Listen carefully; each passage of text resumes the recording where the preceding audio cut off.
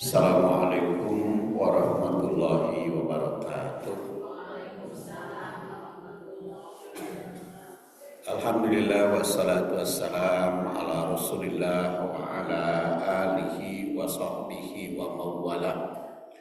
Amma ba'du fa ya ibadallah usikum bitaqwallah fa innal jannata uiddat liman ittaqah. Ibu-ibu rahimakumullah, hari ini kita bahas terakhir buku tentang perempuan dalam timbangan syariah. Karena insya Allah nanti pertemuan bulan Syawal atau Dzulqa'dah kita akan bahas buku baru ya. Bukunya sudah disiapkan, sudah ada, mangga sama ibu-ibu.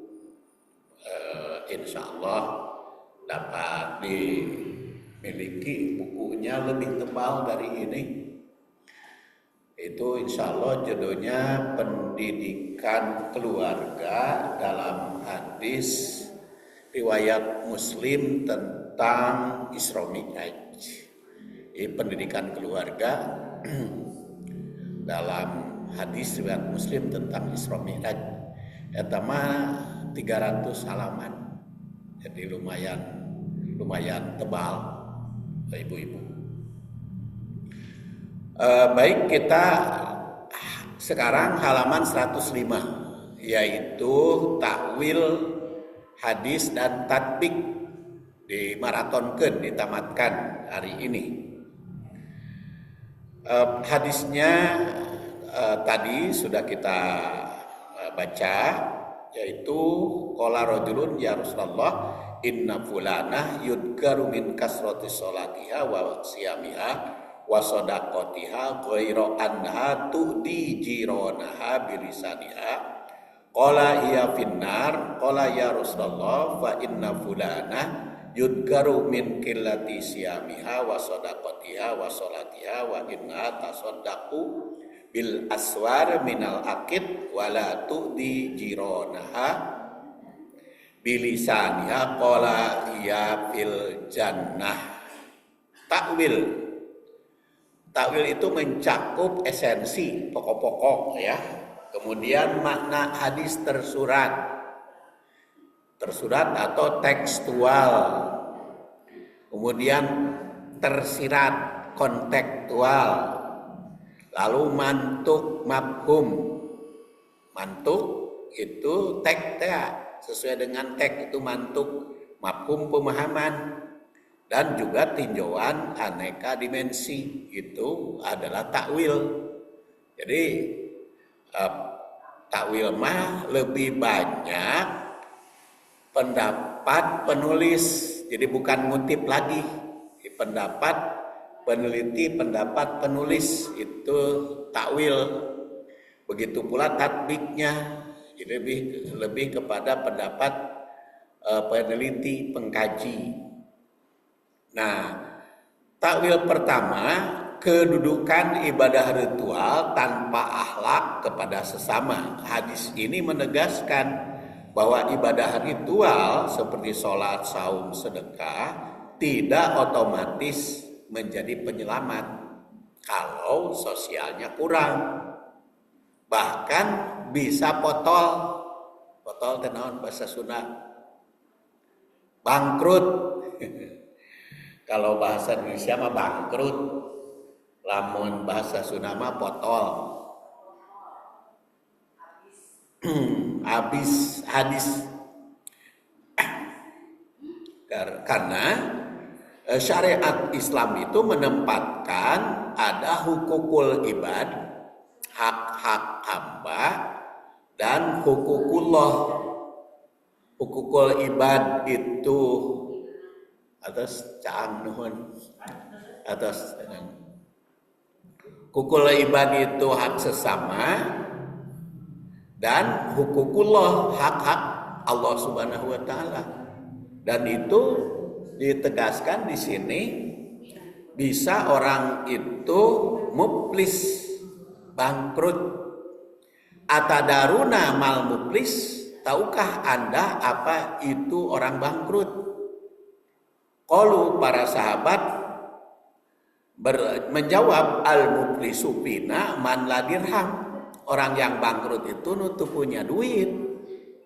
Sahabat. Jadi Rasul teh suka bertanya seperti kemarin pada pertemuan yang lalu kan saya bahas. Rasul dengan sahabat itu senang tanya jawab.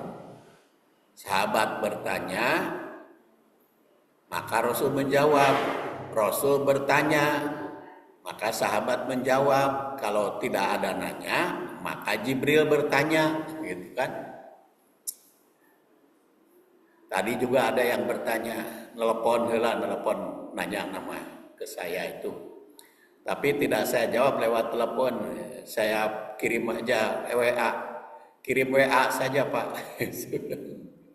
Kirim WA, jadi kirim WA. Nanya nanti naon. Ada Ustadz katanya di Roja ya, TV Roja. TV Roja. Dia menyatakan bahwa doa adzan itu adalah untuk yang mendengar. Kalau yang muadzinnya mah tidak perlu berdoa. Itu katanya kata Ustadz tersebut di TV Roja. Dan ditampilkan videonya ditampilkan. Maka saya karena dalilnya man sami'a man qala hina tasma'ul adan. Barang siapa yang membaca ketika mendengar adan. Allahumma doanya? Ya. Allahumma robba hadhihi da'watin tamah wa sholatil qa'imah. Nah, kata Ustadz tersebut, maka man sami'a katanya yang mendengar. Jadi kalau begitu yang ada nama kudu tekudu berdoa, karena yang berdoa itu yang mendengar. Nah, itu diperlukan takwil tentu gitu, Bu. Diperlukan takwil itu gitu. Jadi saya katakan itu adalah tekstual. Yang menerjemahkan yang menerjemahkan hadis itu tekstual. Barang siapa yang mendengar adzan dikemukakan kemudian membaca doa Allahumma robba hadi da'wati tamah wa sholatil qa'imah, itu secara tekstual. Tapi sebetulnya memahami hadis tidak hanya tekstual. Maka saya jawab, bukankah muadzin juga mendengar? Mendengar siapa? Mendengar dirinya. Saya mengucapkan Allahu Akbar, telinga saya kan mendengar tuh. Yang ngomong diri sendiri, tapi telinga saya mendengar. Jadi saya bilang, memahami hadis tidak bisa hanya satu pendapat. Nyasawios, tiroja mah pendapatnya begitu, saya bilang. Karena tekstual. Barang siapa yang mendengar lalu membaca. Tapi kalau kita ditakwil hadis itu, otomatis baik muadzin sendiri maupun bukan muadzin berdoa. Apa dalilnya? Karena kalau dia adzan juga mendengar, maka setelah adzan dia berdoa. Maka itu salah satu alasan. Makanya Imam Nawawi juga salah sahiji dari madhab Imam Asy-Syafi'i berpendapat bahwa doa itu baik yang mengumandangkan adzan maupun yang mendengar tetap membaca doa tersebut. Itu salah satu cara memahami hadis. Jadi ada yang tersurat tekstual, teksnya begitu, ada yang tersirat dari teks tersebut. Nah, ini juga takwil dari hadis, karena di dalam hadis yang kita bahas itu ada yang baik ibadah ritualnya tetapi tidak baik sosial, ada juga baik sosialnya tapi tidak banyak ritualnya. Maka takwilnya dari situ berarti ada kedudukan ibadah ritual tanpa akhlak sesama itu muflis. Apa muflis teh? Bangkrut. Kalau kata orang Sunda, potol. Maka Rasul bertanya, atadaruna mal muflis? Tahukah Anda orang yang bangkrut?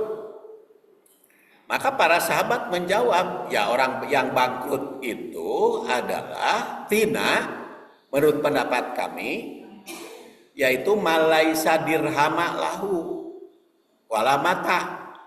Orang yang tidak punya duit dan tidak punya kehidupan, itu bangkrut. Keboga duit, tidak punya mata pencarian, bangkrut.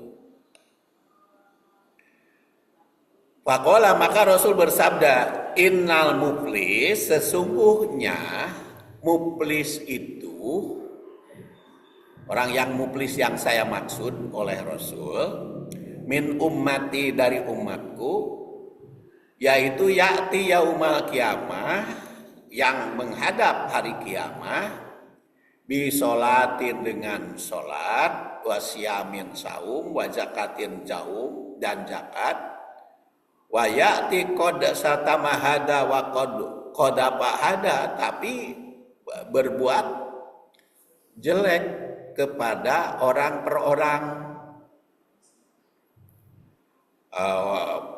Wahada wa akala wa mala, makan harta orang, wasafaka dama hada, wa doroba hada, payuto hada min hasanatihi, karena banyak berbuat jahat kepada orang, banyak ngomongkan orang, banyak menjelekkan orang, mengganggu darah orang, sesama manusia. Sehingga karena perbuatan jahat yang banyak, jadi perbuatan-perbuatan baik itu dipakai mayaran. Dipakai mayaran. Mayaran orang yang diganggu haknya mungkin menjelekkan orang. Dan kalau kita menjelekkan orang, maka amal perbuatan kita ya dipakai mayar itu, pindah kanu dijelekan, nyuri itu juga dipakai bayar itu, ngaganggu hak orang, maka perbuatan baik teh dikorogoti, dibikenan gitu. Kanu didosai, kanu diperlakukan dosa oleh kita.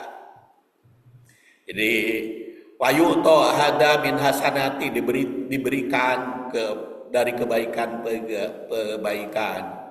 Wahada min hasanatihi, dan itu kebaikannya terus menerus. Fa'in faniyat hasanatuhu, maka apabila habis kebaikannya itu karena dipakai mayar orang, qabla ayyubdo ma alaihi, sehingga teu kabayar utang teh ku amal-amal tuh, maka ukhida min khotoyahu paturihat alaihi summa turiha binar, akhirnya bangkrut, akhirnya muflis.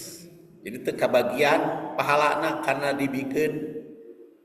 Jadi atadaruna ma'al muflis itu dialog Rasul, dan beliau menjawab Di sini dikatakan waqadapa karena sudah menuduh jelek, wa akala mala memakan harta orang lain, wasafaka damahada menumpahkan darah orang lain, mengganggu, wadorobahada memukul si fulan, kemudian payu tohada min hasaniti maka diberikanlah kepada si fulan yang didosai itu kebaikan-kebaikan, wahada min hasanatihi dan kepada yang lain sebagian dari amal kebaikannya, maka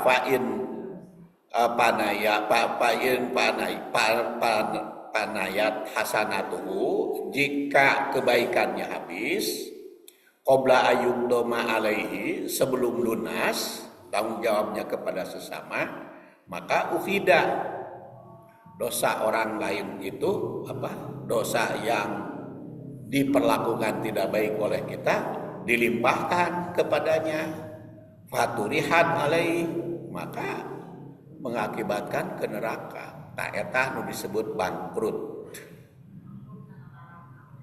ya, karena amal bagus tapi habis masuk neraka itu bangkrut. Takwil secara umum, hadis ini bukan hanya menyampaikan hukuman dan ganjaran, tapi adalah kritik moral terhadap kesalehan yang semu dan pujian terhadap akhlak yang tulus. Ini menjadi pengingat penting bagi umat bahwa ibadah ritual harus diiringi oleh integritas sosial. Yang pertama. Kemudian makna umum hadis, ibadah ritual, salat, saum, sedekah meskipun banyak tidak bernilai di sisi Allah apabila banyak hak manusia yang tidak terpenuhi.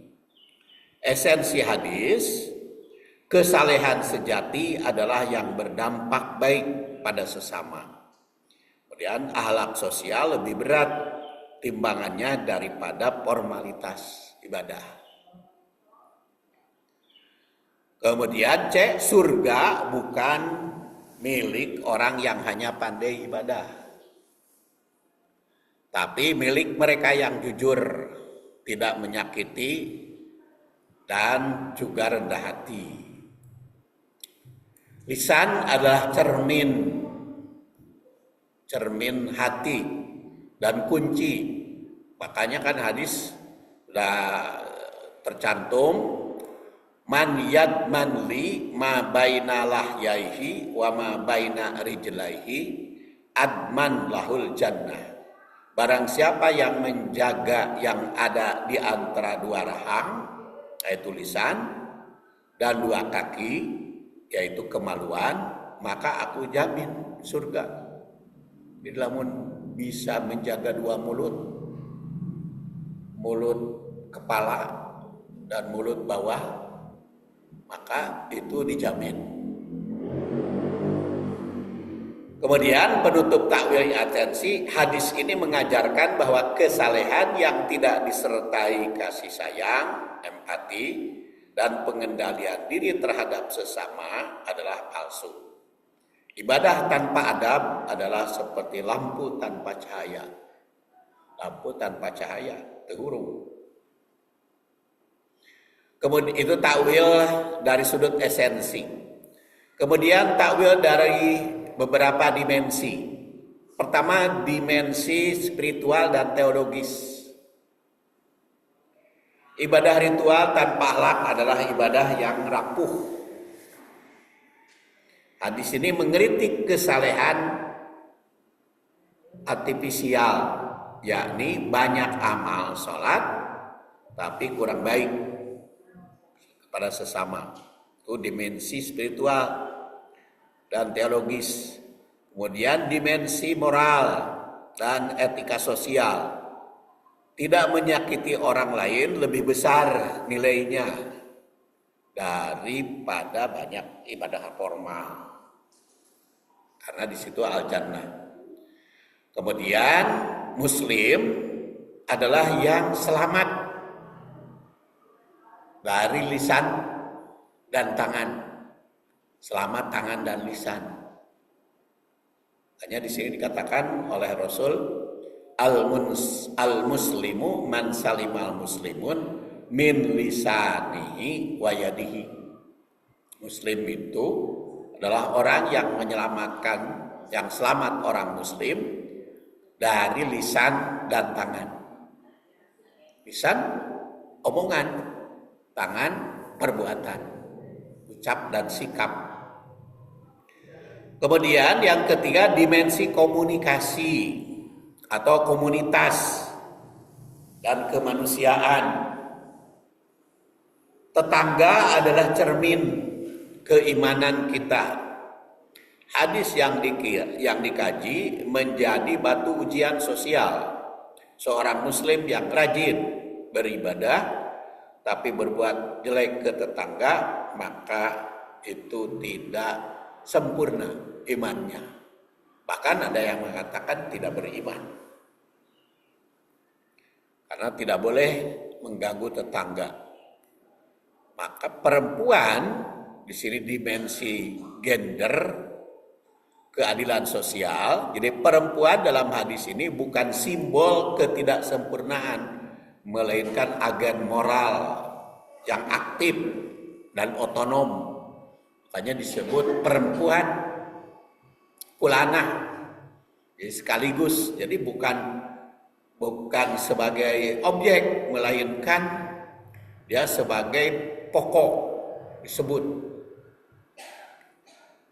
Kemudian dimensi psikologis dan nafs. Perempuan pertama mungkin ujub bangga diri karena amalnya, sehingga meremehkan tetangga. Maka perempuan kedua rendah hati, maka sadar karena kekurangan kurang sedekah, jadi merasa rendah hati, sadar, maka disitulah dinilai. Kemudian dimensi kontekstual dan relevansi kontemporer kaayeunakeun. Dalam dunia modern, media sosial bisa menjadi lisan baru.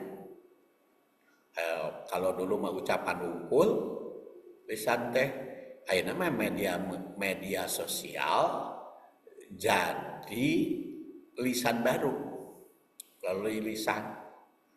Makanya dengan media sosial itu harus pandai-pandai kita gunakan sebaik mungkin. Pandai-pandai gunakan itu. Jadi makanya bagus seharusnya sekarang ada zaman media sosial, zaman kalau ada perubahan kebijakan umumkan gitu di media sosial, ya.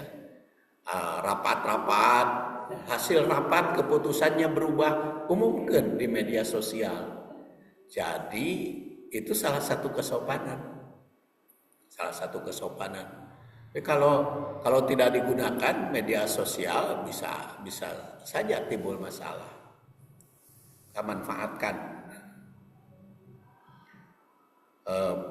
Kan ari ayeuna mah zaman praktis teh dengan media sosial. Itu kan kadang-kadang kemarin juga rapat di Muhajirin ya, untuk pembentukan panitia. Nah, ada yang mengusulkan, nah cenah itu teh menggunakan teh undangan teh media sosial wungkul teu make surat. Teu make surat atau media sosial wungkul. Dijawab oleh DKM teh keur naon pake surat dan cenah tiba heula ge pake surat deh akre nu hadir mah ieu keneh. Jadi kalau fotokopi jeung kudu ngingking geus eta yang mau di media sosial. Dan cenah pan pernah pakai surat sabaraha kali nu hadirna eta keneh. Sugan deh pakai surat mah nambahan gitu hadir. Jadi ya manfaatkan saja.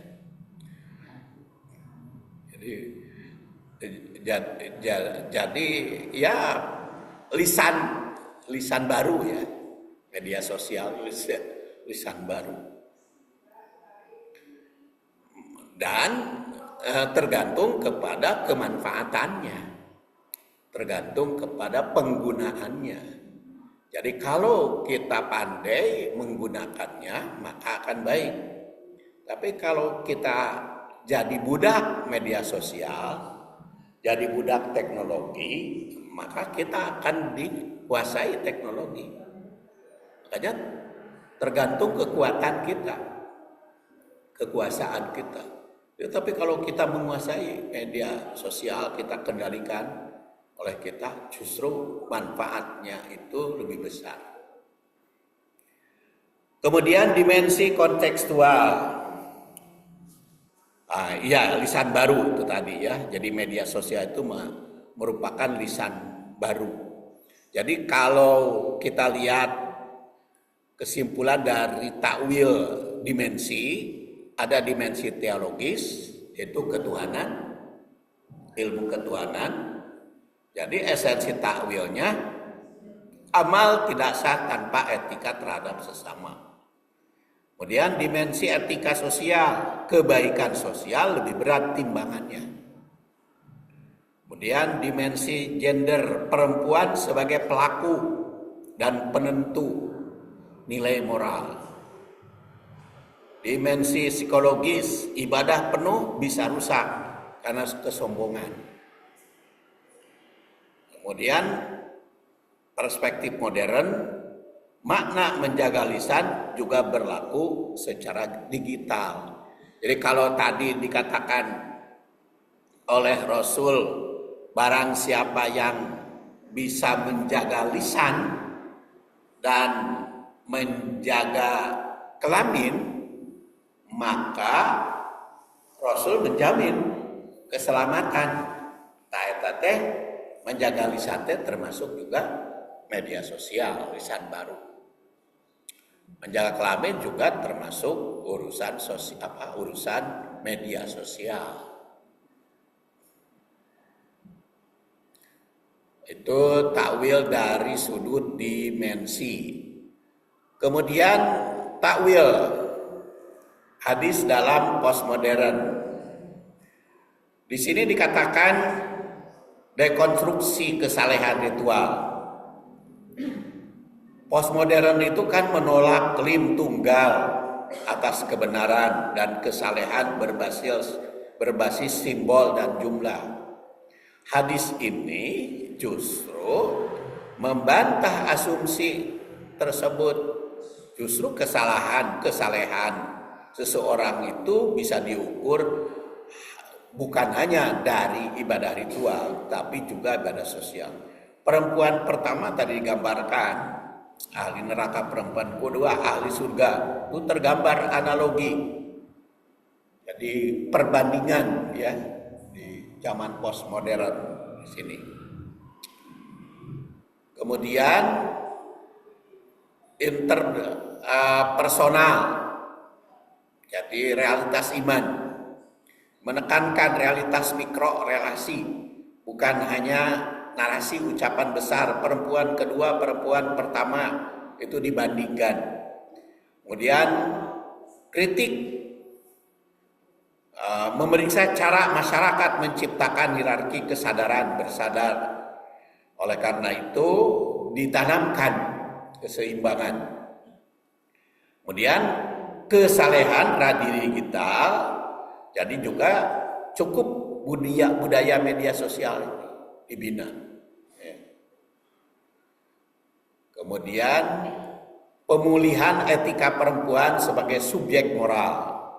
Jadi hadis ini membuat tokoh perempuan dalam dua posisi. Jadi ditonjolkan di dalam hadis ini urusan perempuan.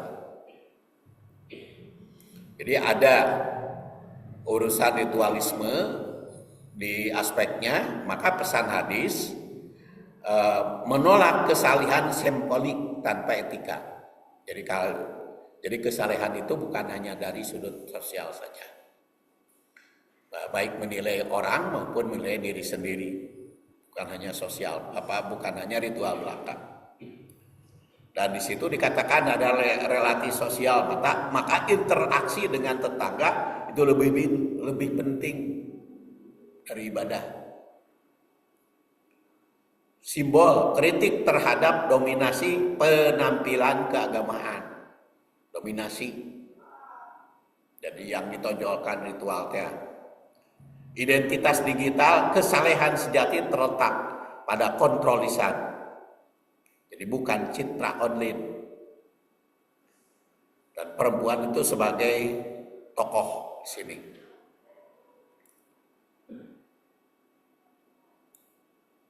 Itu takwil postmodern. Kemudian saya lewat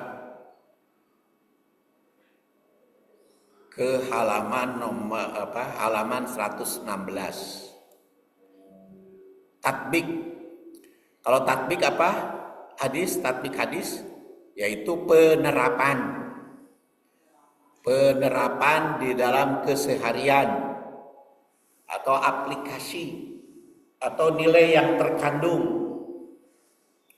atau perspektif atau pandangan interdisipliner ditinjau dari berbagai sudut.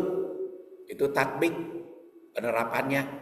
Jadi bisa hadis itu ditatbik pada pendidikan, pada kesehatan, pada sosial, pada ilmu-ilmu interdisipliner. Salah satu contoh seperti yang saya uraikan, saya sebutkan tadi, insya Allah setelah bulan Ramadan nanti akan saya bahas pendidikan keluarga berdasar hadis riwayat Muslim tentang Isra dan Mi'raj. Itu hadisnya kan tentang Isra dan Mi'raj, tapi bisa dikaji tatbiknya interdisipliner.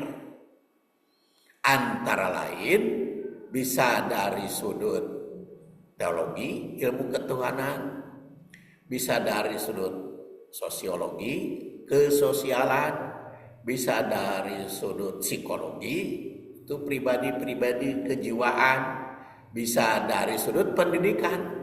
Pendidikan juga bisa dari berbagai hal.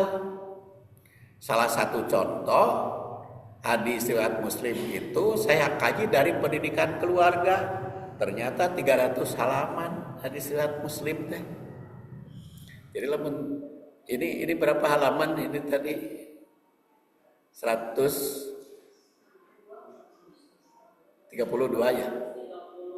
130. Ya. 130 halaman kan seberapa kali? 12 kali itu. 12 kali pertemuan. Lamun 300 halaman 11 kali pertemuan. Jadi hadis itu bisa tatbiknya ditinjau dari sudut berbagai dimensi.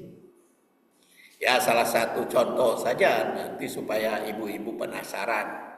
Kira-kira apa yang dibahas hadis tentang Isra Mi'raj?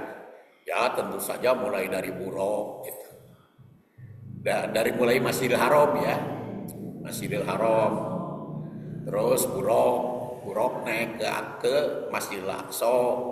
Buruk bagaimana ditinjau dari sudut pendidikan keluarga Masjidil Aqsa. Pertemuan antara Masjidil Haram ke Masjidil Aqsa itu bagaimana? Pendidikan keluarganya apa? Dari Masjidil Aqsa itu ke langit pertama kan ketemu dengan Adam. Nah, Adam itu kan ditinjau dari sudut pendidikan keluarga, ada itu Adam. Bagaimana hidupnya Nabi Adam? Mulai di surga bertemu dengan Hawa, digoda aku iblis, itu ada pendidikan keluarganya. Apa nilainya berada di surga Adam? Terus keluarnya dari surga ke bumi ya. Nah, itu pendidikan keluarganya bagaimana? Terus di bumi menghadapi tantangan. Terus Siti Hawa dan Adam jauh ketemu di Arafah kan. Menurut Sauki Abu Khalil. Nah, itu dari jauh ketemu di Arafah, pendidikan keluarganya bagaimana? Itu kalau ditinjau dari pendidikan keluarga. Tapi bisa ditinjau dari sudut ilmu-ilmu yang lain. Nah, itu tatbik namanya. Penerapan hadis. Makanya walaupun ayat atau hadis itu pendek, tapi kalau kita kaji dari berbagai hal, maka bahasanya panjang. Dari panjang lebar gitu. Panjang lebar. Interdisipliner. Sekarang kita tatbik hadis ditinjau dari sudut tujuan penulisan, ya. Untuk menjawab kelima tujuan penelitian secara mendalam, kita dapat menggunakan pendekatan tatbik, yakni metode kompromi, kemudian penyelarasan, dan pemaduan makna antar hadis dan nilai-nilai syariah secara interdisipliner dari berbagai disiplin ilmu. Ini bertujuan agar pemahaman hadis itu tidak kaku, tidak mentok, seperti tadi tidak tekstual, karena di dalam hadisna oge man sami'a, barang siapa yang mendengar, jadi lamun yang mendengar mah bukan yang membaca. Itu secara tekstual begitu. Tapi kalau secara tatbik, ya yang bicara juga, yang ngomong juga mendengar. Mendengar siapa? Mendengar dirinya sendiri. Jadi praktek. Secara interdisipliner itu tafsir akhlak sosial, studi perempuan, dan sosiologi Islam. Tatbik atas amal ibadah yang tidak diiringi akhlak. Hadis menyampaikan dua hal yang tampak bertentangan. Perempuan pertama banyak ibadah, tapi menyakiti tetangga dinyatakan neraka. Perempuan kedua ibadahnya sedikit, yang dimaksud sedikit ternyata wajib bukul gitu. Maka ibadah ritual tanpa dimensi akhlak dan sosial tidak cukup. Nah, Allah menginginkan kesalehan itu komprehensif, kamil, sempurna, melibatkan hukukullah dan hukukul ibad. Makanya orang yang tidak menjaga hukukul ibad, walaupun hukukullahnya baik, ditanya oleh Al-Quran surat Al-Ma'un, ara'aital ladzi yukadzibu biddin, tahukah Anda siapa yang mendustakan din? Din itu apa? Macam-macam maknanya, kan? Ketika kita menafsirkan ara'aital ladzi yukadzibu biddin, din itu kan ada yang mengartikan agama, ada yang mengartikan hari pembalasan. Maliki yaumiddin surat Al-Fatihah itu raja hari pembalasan, kan diterjemah Departemen Agama kan gitu. Tapi ara'aital ladzi yukadzibu biddin dina sarua. Tapi kunaon aya dina surat Fatihah mah pembalasan, ari di surat Al-Maun mah agama. Kunaon begitu? Karena di dalam bahasa Arab ada kata yang maknanya bermacam-macam. Istilahnya sama, tapi maknanya cukup luas. Tergantung hubungan ucapan itu di mana. Eta mah din mah tidak begitu banyak mungkin, tapi kan makna apa, istilah-istilah yang lain kan pernah saya sebut, wal adiyati dobha, wal adiyat apa? Ibu pernah baca adiyat apa terjemahnya? Hah? Kuda-kuda kencang, ya, kuda-kuda kencang. Eta kudana di mana? Wal adiyat itu kan yang lari, yang kencang. Tapi di Departemen Agama menerjemahkan kuda. Padahal sebetulnya bisa saja bukan kuda itu. Bisa saja bukan kuda. Bisa saja sekarang itu Al-Adiyat bukan kuda tapi kapal terbang gitu yang kencang. Ya, bisa juga pasukan, bisa juga karena tidak disebut itu apa oknumnya kan. Sama dengan wanaziat, kok naziat itu kan sudah saya kutip dari berbagai terjemah itu sampai 6 naziat itu. Ada yang mengartikan malaikat pencabut nyawa, itu Departemen Agama. Ada yang benda-benda angkasa yang lari kencang, itu Bahtiar Surin. Ada lagi kuda-kuda yang lari kencang, itu dipahami di dalam Al-Qasimi. Kunaon eta teh Quran teh bisa macam-macam artinya karena memang oknumnya tidak disebut. Naziat itu oknumnya apa? Jadi bisa semakin dalam. Dan kadang itu makna tafsir, takwil dan tatbik, ya makna cukup luas. Kalau ini mah di dalam hadis ini mah jelas pulanah perempuan itu bisa diterjemahkan laki-laki, walaupun hukumnya terkena juga ke laki-laki. Seperti adin tadi, ara'aital ladzi yukadzibu biddin, itu fawailul lil musallin. Jadi karena apa? Karena disebut fawailul lil musallin itu celaka orang yang sholat itu alladzina hum an sholatihim sahun.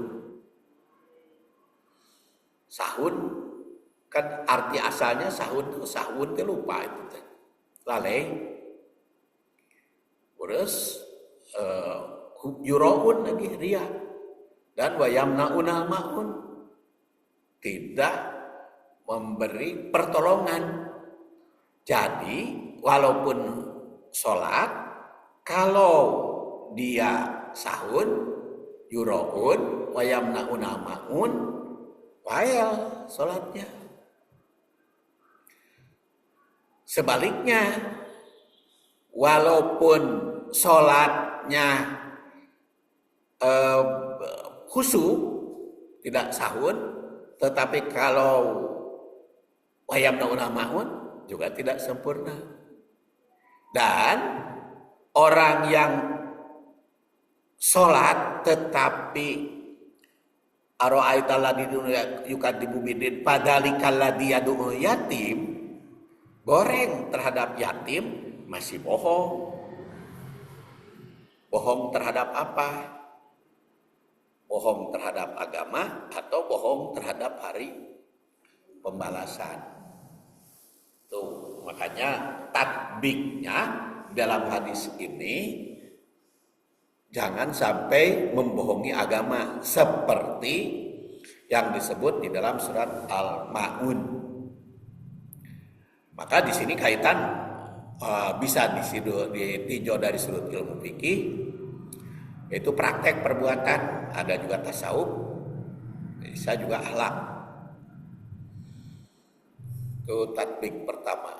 Kedua, makna moral dan relasi ritual sosial, hubungan, relasi. Hadis ini mengajarkan ritual hanya bermakna jika menghasilkan kebaikan sosial. Tatbiknya, amal ritual, tujuan utamanya adalah tazkiyatun nafas. Itu amal ritual. Sasarannya tazkiyatun nafas. Sedangkan jika tidak menghasilkan akhlak yang baik, berarti tujuan ibadah itu tidak berhasil karena amal ritual itu tazkiyatun nafas. Kan Ibu emot makosid syariah atau makosid syariah itu apa? Makosid itu apa? Makosid itu jamak dari maksud. Makosid syariah, hukum Islam. Apa tujuan syariah? Maksud tujuan syariah apa? Sasaran syariah itu dikemukakan oleh Asy-Syatibi yang wafat tahun 768. Itu namanya Asy-Syatibi. Dia menggambarkan sasaran utama syariah. Yang pertama adalah tazkiyatun nafas, yaitu membersihkan jiwa diri individu. Kemudian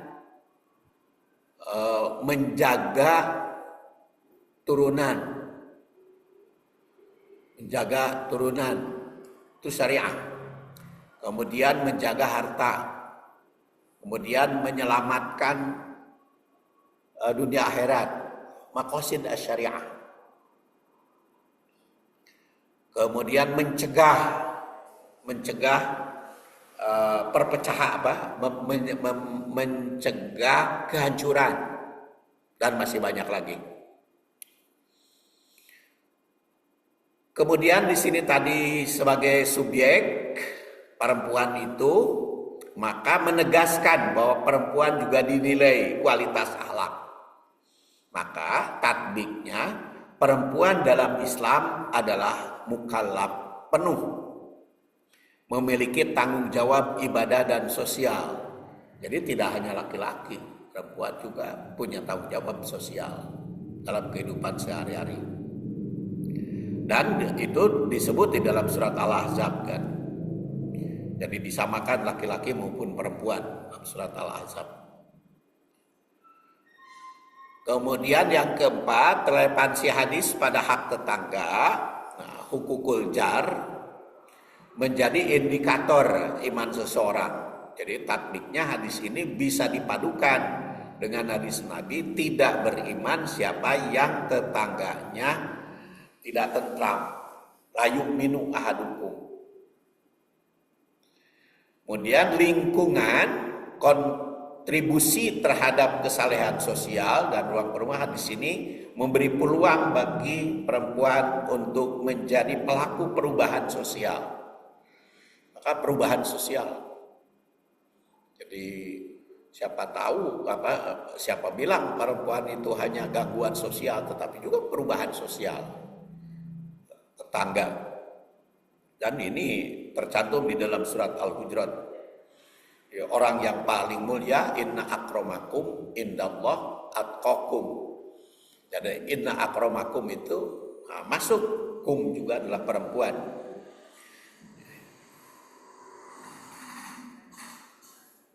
Jadi ringkasan tatbik interdisipliner. Jadi kalau tadi tujuan penelitiannya ibadah, maka ritual dan akhlak sosial. Kemudian makna hadis, ibadah harus berdampak sosial. Kemudian perempuan dan moralitas itu sebagai agen moral. Hak tetangga itu syarat iman. Dan kesalehan sosial itu definisi baru kesalehan. Kemudian tatbiknya pada perspektif antropologi,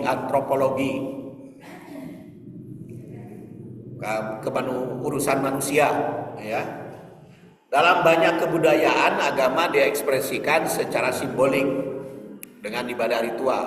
Namun kualitas sosial seperti hubungan dengan tetangga sering diabaikan.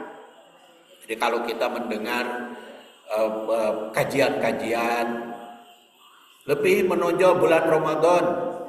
Bulan Ramadan itu kan banyak khususkan kepada ibadah ritual bulan Ramadan. Sehingga kadang-kadang di bulan Ramadan teh melupakan urusan sosial. Sosialnya itu hanya buka bersama gitu. tapi belum mencakup berbagai kehidupan, seakan sampai melupakan ibadah sosial. Bahkan kan ada yang libur bulan Ramadan teh, kegiatan-kegiatan ekonomi, kegiatan-kegiatan teknologi, pokoknya mah bahkan kan ada sampai sabulan, umroh sabulan bulan Ramadan. Jadi sekeluarga umroh 1 bulan. Nah, umroh 1 bulan otomatis kan selama 1 bulan hanya ritual kan. Karena tidak banyak kan sosial. Kok sosial kemasyarakatan, ke tetangga. Kalau berdasar kepada hadis yang kita kaji, makan sosialnya kan ke tetangga, jadi bukan sosial ke masyarakat. Bukan sosial ke masyarakat, tapi sosial ke tetangga. Itu banyak yang mendefinisikan bahwa Ramadan itu hanya ritual belaka.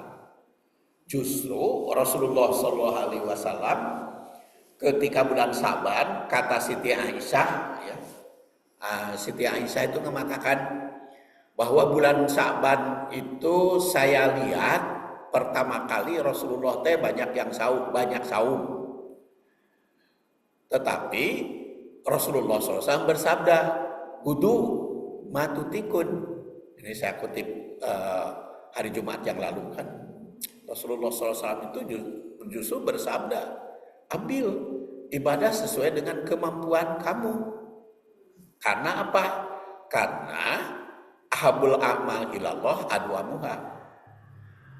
Jadi sebaik-baik amal itu adalah yang kontinu, yang berjalan terus menerus, ulah geledung ces gitu. Jadi ulah geledung ces. Bulan Ramadan ritualnya itu penuh begitu sosial, les gitu. Itu geledung hilang.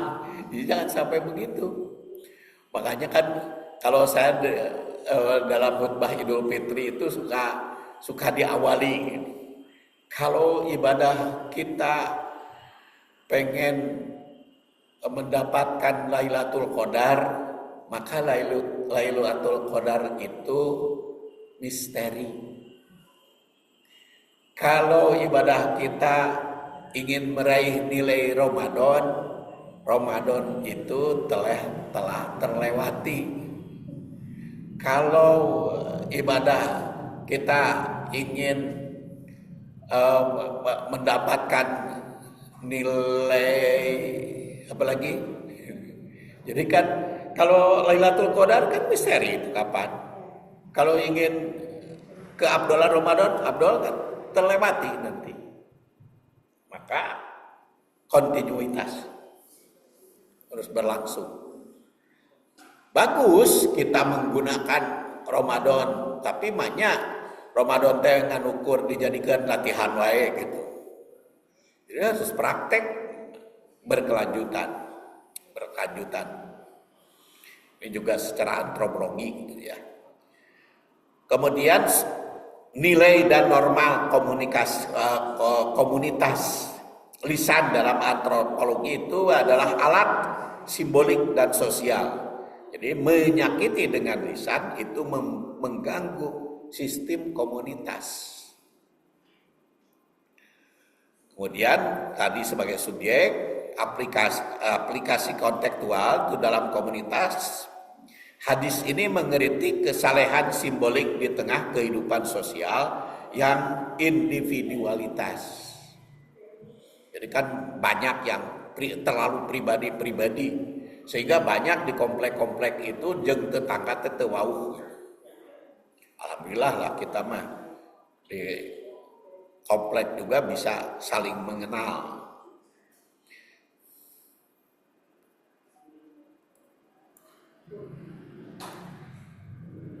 Jadi secara antropologi hadis ini moralitas sosial, akhlak terhadap tetangga, kemudian kesalehan, kemudian akhlak lisan dan simbolis.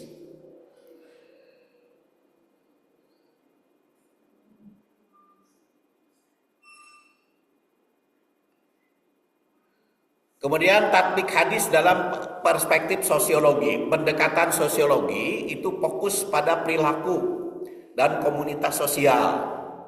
Maka tinjauan sosial dalam masyarakat, orang yang rajin ibadah sholat saum haji biasanya dianggap soleh. Namun hadis ini membongkar kesalehan. Tidak hanya itu. Kemudian lisan sebagai instrumen, maka kontrol. Seperti sekarang ada lisan baru, yaitu media sosial. Kemudian yang ketiga, hadis itu sebagai regulasi sosial. Dalam perspektif fungsi sosiologis agama, agama itu bertugas menjaga tatanan masyarakat melalui norma kolektif. Jadi kepentingan bersama, kepentingan masyarakat. Kemudian status sosial perempuan. Untuk pertama mewakili status sosial berbasis ritual yang dirombak oleh Rasul karena tidak mencerminkan etika sosial. Maka di situ dikatakan walaupun bil aswar minal akid sedekahnya, tetapi karena penerapan di dalam kehidupan bertetangganya baik, maka dinilai. Jadi secara sosial ada individualisme kota, maka ritual sosial ibadah tanpa peduli tetangga. Maka di dalam hadis teguran. Kemudian media sosial banyak yang aktif di dalam konten keagamaan, tapi menyakiti lewat komentar, maka lisan tetap berbahaya dalam dunia kalau tidak dijaga. Kemudian perempuan dan peran sosial, perempuan sering dinilai dari tampil ibadah, maka di sini hadis menggeser, tidak hanya tampil ibadah. Jadi kesimpulan sosiologis, hadis ini menegaskan bahwa kesalehan harus berdampak pada tatanan sosial. Lisan adalah medium sosial yang menentukan dalam kehidupan. Kemudian dari sudut feminis, perempuan sebagai subjek. Kemudian ya mas saya maratonkan karena supaya tamat. Kemudian rekonstruksi spiritual perempuan, implikasi sosial. Maka dari sini subjek moral perempuan, spiritualitas, kesalehan, kemudian prakteknya adalah menguat standar praktis. Itulah kesimpulannya. Sekarang halaman berapa? Menit dari kesimpulan. Kesimpulan pertama, ibadah ritual tidak bernilai tanpa akhlak sosial. Itu berdasar hadis ini. Kedua, hadis memuat kritik sosial dan etika profetik. Hadis ini mengandung pesan moral. Ukuran kesalehan bukan pada kualitas amal ibadah, tetapi juga amal sosial. 2. 3. Perempuan sebagai subjek kesalehan. Maka syariat Islam melalui hadis ini menunjukkan bahwa perempuan dinilai subjek moral aktif, bukan hanya objek domestik. Terus relevansi hadis dalam konteks muslimah kontemporer, maka di sini ditandaskan hak-hak Allah, ada hak-hak ibad harus dipenuhi. Kemudian paradigma baru kesalehan perempuan, etika sosial sebagai tolok ukur. Hadis ini berkontribusi dalam pembentukan wacana kesalehan perempuan. Maka rekomendasinya penguatan hukum kurikulum etika sosial.